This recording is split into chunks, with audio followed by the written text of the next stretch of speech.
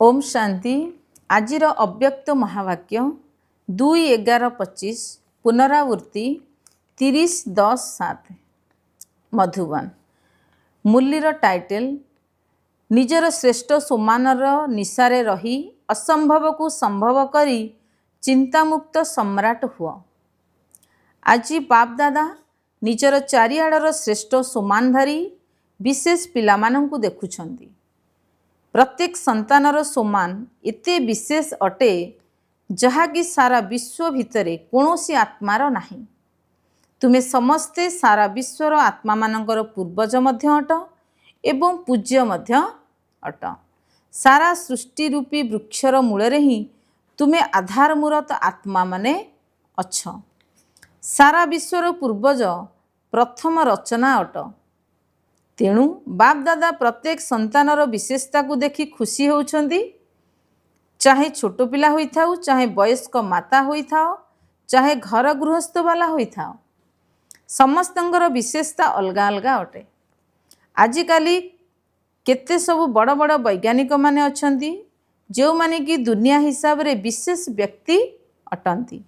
प्रकृतिजीति मध्य होई जाइछंती, चंद्रमा पर्यंत मध्य पहुँची गलेनी, किंतु एते छोटिया ज्योति स्वरूप आत्मा को चिन्हि पारु नाहांती। किंतु एठारे छोटिया पिलाटी मध्य जानिछि जे मु आत्मा अटे, ज्योति स्वरूप अटे एवं निशार सहित कहउछंती जे मु आत्मा अटे। केते बड़ बड़ महान आत्मा माने अछंती, ब्राह्मण आत्मा माने मध्य अछंती, किंतु माता माने निशार सहित कहउछंती मु परमात्मा को पाई जाइछ ना। किंतु महात्मा माने कौन कहउछंती? परमात्मा को पाइबा पाई बहुत कष्टकर अटे। घर गृहस्थ वाला चैलेंज करूछंती। आमे सबु घर गृहस्थ रे एकाठी रही मध्य पवित्र रहउछु, काहेकि ना आम मझिरे बाबा अछंती।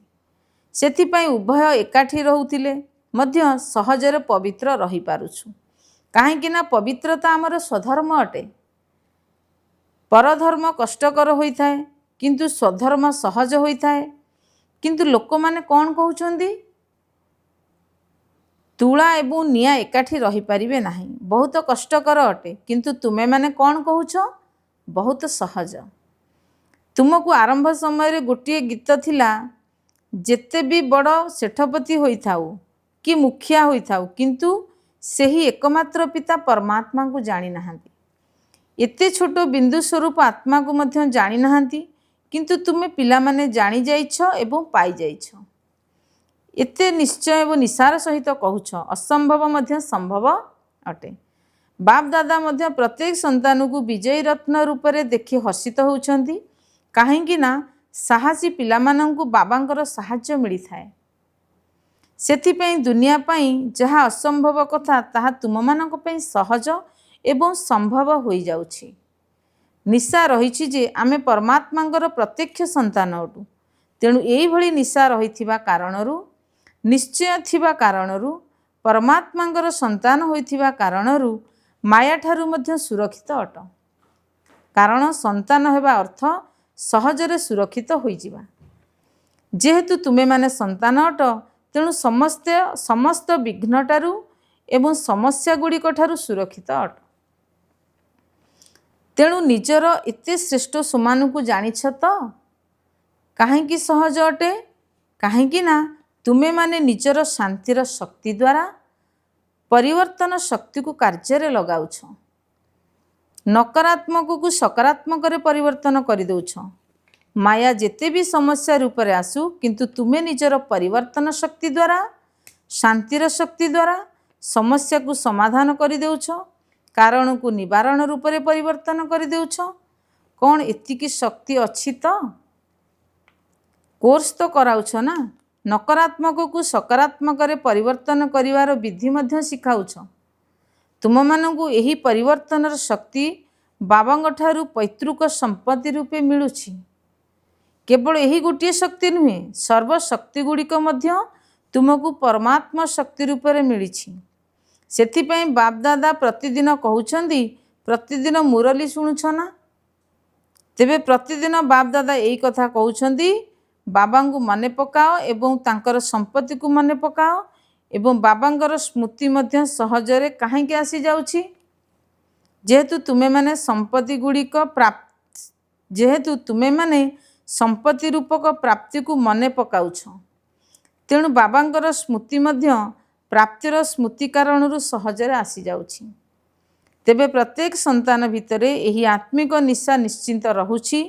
ତେଣୁ ଦିଲ୍ ଭିତରେ ଏହି ଗୀତ ଗାଉଛନ୍ତି ଯେ ଯାହା ପାଇବାର ଥିଲା ତାହା ପାଇଗଲି। ସମସ୍ତଙ୍କ ଦିଲ୍ରେ ଏହି ଗୀତ ସ୍ୱତଃ ଭାବରେ ବାଜୁଛି ନା? ନିଶା ଅଛି ନା?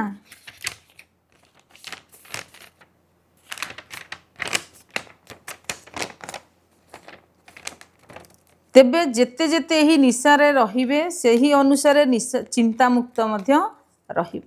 ଯଦି ତୁମର ସଂକଳ୍ପରେ ବା ବାଣୀରେ ବା ସମ୍ବନ୍ଧ ସମ୍ପର୍କରେ କୌଣସି ପ୍ରକାରର ଚିନ୍ତା ରହୁଛି, ତେବେ ତୁମ ଭିତରେ ନିଶା ନାହିଁ। ବାପ୍ ଦାଦା ତ ତୁମମାନଙ୍କୁ ଚିନ୍ତାମୁକ୍ତ ସମ୍ରାଟ କରିଦେଇଛନ୍ତି। କୁହ, ଚିନ୍ତାମୁକ୍ତ ସମ୍ରାଟ ଅଟ ତ? ଯଦି ଅଟ ତେବେ ହାତ ଉଠାଅ। କ'ଣ ଚିନ୍ତାମୁକ୍ତ ସମ୍ରାଟ ତ? ଚିନ୍ତାମୁକ୍ତ ଅଟ ନା କେବେ କେବେ ଚିନ୍ତା ଆସିଯାଉଛି? ଭଲ କଥା। ଯଦି ବାବା ଚିନ୍ତାମୁକ୍ତ ଅଟନ୍ତି ତେବେ ପିଲାମାନଙ୍କର ଚିନ୍ତା କ'ଣ? ବାପ୍ ଦାଦା ତ କହିଦେଉଛନ୍ତି ସବୁ ବୋଝ ବା ଚିନ୍ତା ଯଦି କିଛି ଅଛି ତେବେ ବାପ୍ ଦାଦାଙ୍କୁ ଦେଇଦିଅ। ବାବା ତ ସାଗର ଅଟନ୍ତି ନା, ତେଣୁ ତୁମର ସାରା ବୋଝ ସାଗରରେ ମିଶିଯିବ। କେବେ କେବେ ବାପ୍ ଦାଦା ପିଲାମାନଙ୍କର ଗୋଟିଏ ଗୀତ ଶୁଣି ମୁରୁକି ହସୁଛନ୍ତି। ଜାଣିଛ ତାହା କେଉଁ ଗୀତ? କ'ଣ କରିବି, କିପରି କରିବି? କେବେ କେବେ ତ ଗାଉଛ ନା?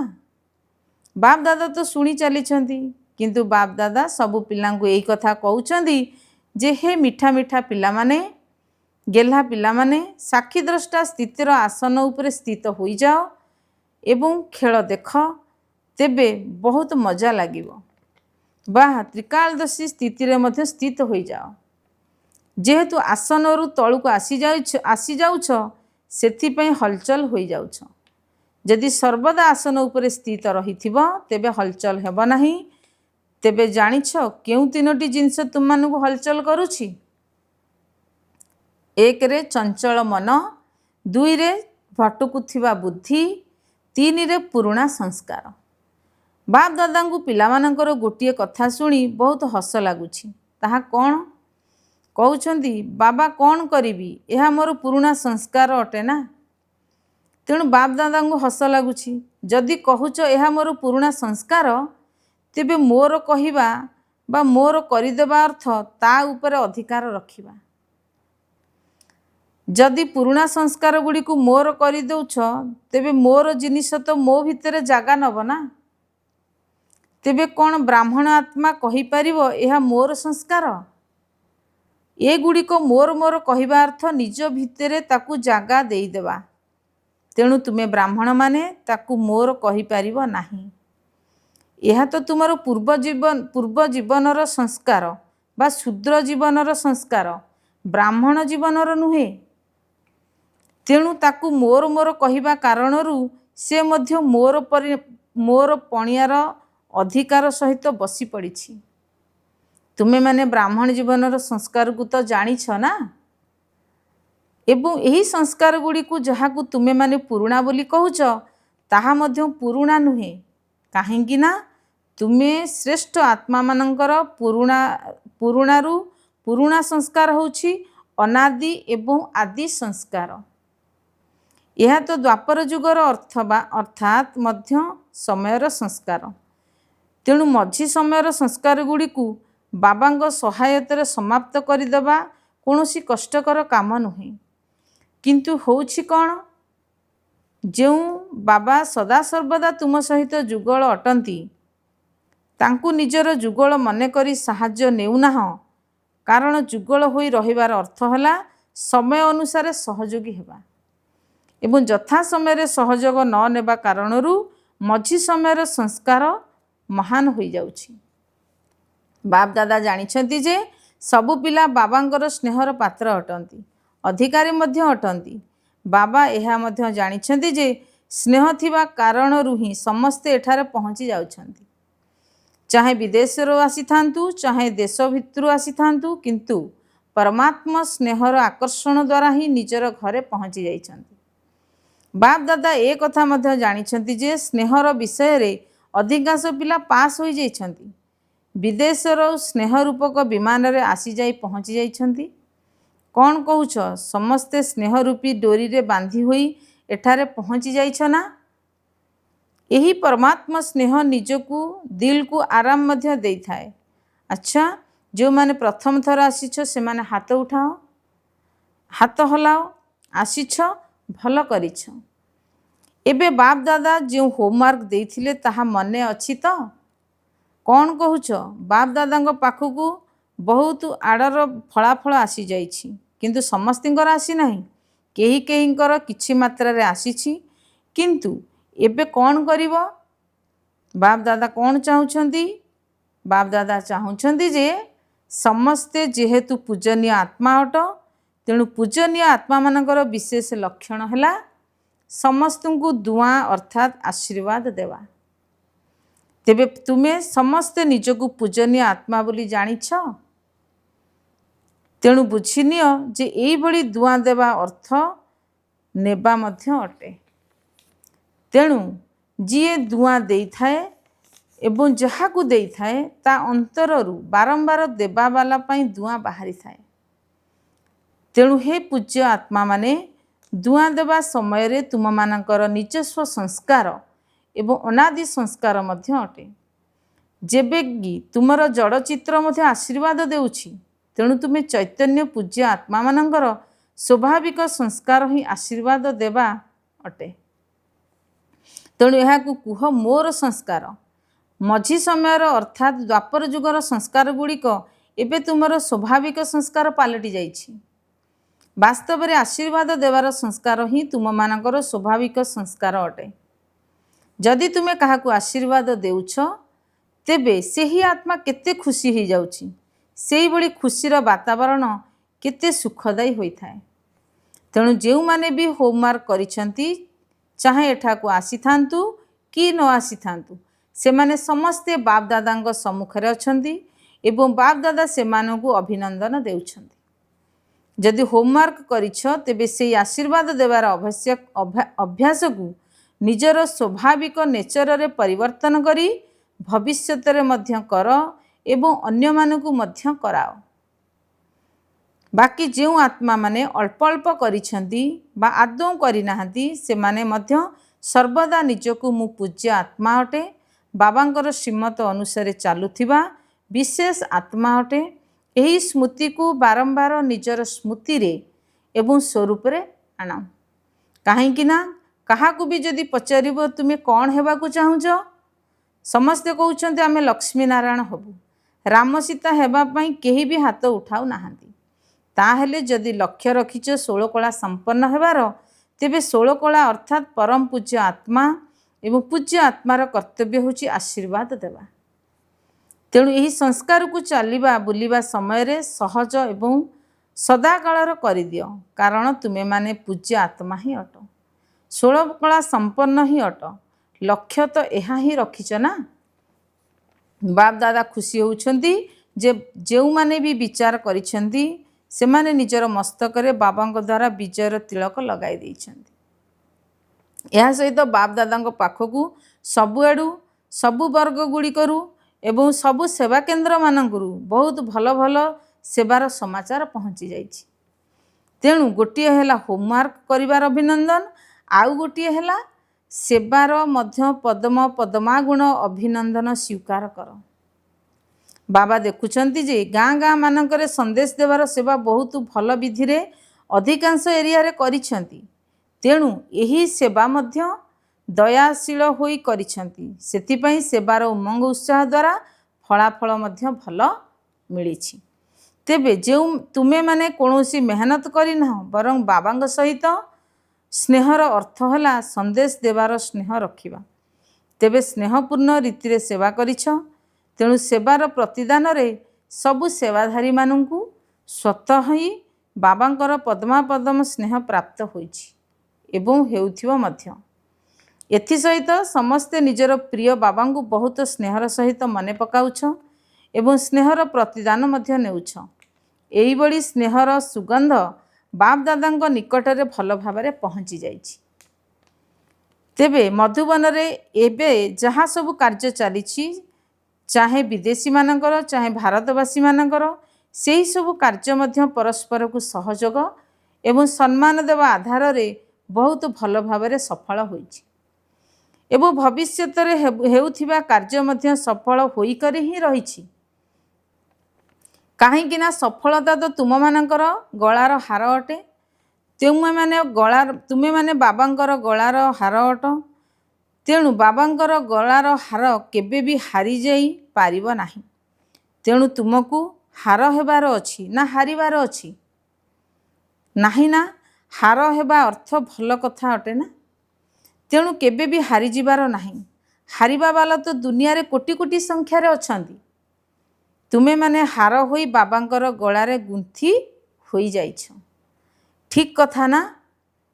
तेणु संकल्प कर बाबांकर स्नेहरे माया केबे भी तोफान आणु किंतु मास्टर सर्वशक्तिमान आत्मा मानक आगरे तोफान मध्य तोफा अथवा उपहार होई जीवो। एही भली वरदान को सर्वदा मने रखि थाओ। समस्यार पहाड़ केते भी होई उच्च होई थाउ किंतु पहाड़ मध्य तुला होई जीवो। तेणु एबे समय पाखे आसुथिबा कारणरू वरदान गुड़ी को सबु समय अनुभव करि चालो।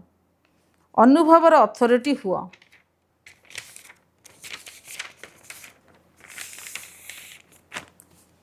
जेबे इच्छा सेबे निजर अशरीर हेबार फरिस्ता स्वरूपर हेबार व्यायाम करुथाओ। एबे एबे ब्राह्मण एबे एबे फरिस्ता एबे एबे अशरीर चलिबा बुलिबा समय रे कर्मधंदा करिबा समय रे मध्य 1 मिनिट 2 मिनिट बाहर करी अभ्यास कर। चेक कर मु जहाँ संकल्प करुछि सेही भली स्वरूप रे अनुभव करुछि तो। अच्छा चारिआडर सदाश्रेष्ठ सोमानधारी सर्वदा निजकु परम पूज्य एवं पूर्वज अनुभव करुथिबा सर्वदा निजकु सबु विषय अनुभवी करुथिबा सर्वदा बाबांकर हृदय सिंहासनर अधिकारी भ्रुकुटी सिंहासनर अधिकारी सर्वदा श्रेष्ठ स्थितिर अनुभव रे स्थित रहुथिबा चारिआडर सबु पिला मानंकु स्नेह संपन्न शुभेच्छा एवं नमस्ते। सबुआडू पिलामानंकर पत्र इमेल समाचार इत्यादि बाप दादांकर निकट रे पहुँची जाइछि। तेणु सेवार फल एवं बल सबु सेवाधारी पिलामानंकु प्राप्त होइछि एवं आगकु मध्य होई चलिबो। तेबे स्नेहर पत्र मध्य बहुत आसीछि। तेणु परिवर्तनर शक्ति मध्य संपन्न पिलामानंकु बाप दादांकर अमर भवर वरदान देउछन्ति। जेउ सेवाधारी माने श्रीमत को पूरा पूरा अनुसरण करिछन्ति सेही भली पिलामानंकु बाप दादा कहउछन्ति सदा आज्ञाकारी पिला माने बाह एही भली वरदान देइछन्ति। या सहित स्नेही पिलामानंकु बहुत बहुत स्नेहर सहित दिल रे समाहित हेउथिबा अति प्रिय एवं मायार विघ्न ठारू अति नियारा हेबार वरदान मध्य देउछन्ति। अच्छा एबे समस्तिंग दिल भितरे के उमंग आसुछि केवल गोटे ही उमंग आसुछि ताहा हेला मते बाबांग समान निश्चिंत हेबाकू पड़िबो। कौन एही भली उमंग अछि तो पांडव माने हाथ हलाओ निश्चिंत हबु देखिबु हेबु करिबु ए भली कुह नाई कुह हेबाकू ही पड़िबो। पक्का पक्का तो अच्छा समस्ते निज निजर ओके कार्ड को निजर टीचर को चार्ट रूप में दे चली था। से अधिक कथा लिखिबार नहीं केवल गोटे कार्ड नियो से ओके लेख नचेत ओके लेखि से गार पकाई दियो बास एभली तो कही करि परिबो ना लंबा पत्र लेख नहीं। अच्छा आजिर वरदान संगम जुगरे प्रत्यक्ष फल द्वारा शक्तिशाली हेउथिबा सदा समर्थ आत्मा हुआ। विस्तार रे संगम जुगरे जो आत्मा माने बेहद सेवार निमित्त हुअंती सेमानकु निमित्त हेबार प्रत्यक्ष फल शक्तिर प्राप्त होई थाए। एही प्रत्यक्ष फल ही ଏହି ଶ୍ରେଷ୍ଠ ଯୁଗର ଫଳ ଅଟେ। ଏହି ଫଳ ଖାଉଥିବା ଶକ୍ତିଶାଳୀ ଆତ୍ମା ଯେକୌଣସି ପରିସ୍ଥିତି ଉପରେ ସହଜରେ ବିଜୟ ପ୍ରାପ୍ତ କରିନେଇଥାଏ। ସେ ସର୍ବଦା ସମର୍ଥ ପିତାଙ୍କ ସାଥିରେ ରହୁଥିବା କାରଣରୁ ବ୍ୟର୍ଥଠାରୁ ମଧ୍ୟ ସହଜରେ ମୁକ୍ତ ହୋଇଯାଏ। ବିଷଧର ସାପ ଭଳି ପରିସ୍ଥିତି ଉପରେ ମଧ୍ୟ ସେମାନେ ବିଜୟ ପ୍ରାପ୍ତ କରିନିଅନ୍ତି। ସେଥିପାଇଁ ଏହାର ସ୍ମାରକୀ ରୂପରେ ଶ୍ରୀକୃଷ୍ଣଙ୍କୁ ବିଷଧର ସର୍ପର ମସ୍ତକ ଉପରେ ନାଚୁଥିବାର ଦେଖାଇଛନ୍ତି। ସ୍ଲୋଗାନ, ପାସ୍ ୱିଥ୍ ଅନର ହୋଇ ଅତୀତକୁ ପାସ୍ କର ଏବଂ ସର୍ବଦା ବାବାଙ୍କ ପାଖରେ ରୁହ। ଅବ୍ୟକ୍ତ ଇଶାରା, ଅଶରୀରୀ ଅଥବା ବିଦେହୀ ହେବାର ସ୍ଥିତିକୁ ବଢ଼ାଅ। ଯେପରି ବାପଦାଦା ଅଶରୀରୀ ଅବସ୍ଥାରୁ ଶରୀରକୁ ଆସୁଛନ୍ତି, ସେହିପରି ପିଲାମାନଙ୍କୁ ମଧ୍ୟ ପ୍ରଥମେ ଅଶରୀରୀ ହୋଇ ତାପରେ ଶରୀରକୁ ଆସିବାକୁ ହେବ। ପ୍ରଥମେ ଅବ୍ୟକ୍ତ ସ୍ଥିତିରେ ସ୍ଥିତି ହୁଅ, ତାପରେ ବ୍ୟକ୍ତ ଅବସ୍ଥାକୁ ଆସ। ଯେପରି ଏହି ଶରୀରକୁ ତ୍ୟାଗ କରିବା ଏବଂ ଶରୀରକୁ ଧାରଣ କରିବାର ଅନୁଭବ ସମସ୍ତଙ୍କର ଅଛି, ସେହିପରି ଯେବେ ଇଚ୍ଛା ହେବ ଶରୀରର ଚେତନାକୁ ଭୁଲି ଅଶରୀର ହୋଇଯାଅ ଏବଂ ଯେବେ ଇଚ୍ଛା ହେବ ସେବେ ଶରୀରର ଆଧାର ନେଇ କର୍ମ କର। ଏପରି ଅନୁଭବ ହେଉ ଯେପରି ଏହି ସ୍ଥୂଳ ବସ୍ତ୍ର ମୋ ଠାରୁ ଅଲଗା ଅଟେ ଏବଂ ଏହି ବସ୍ତ୍ରକୁ ଧାରଣ କରୁଥିବା ମୁଁ ଆତ୍ମା ଅଲଗା ଅଟେ। ଆଚ୍ଛା, ଓମ୍ ଶାନ୍ତି।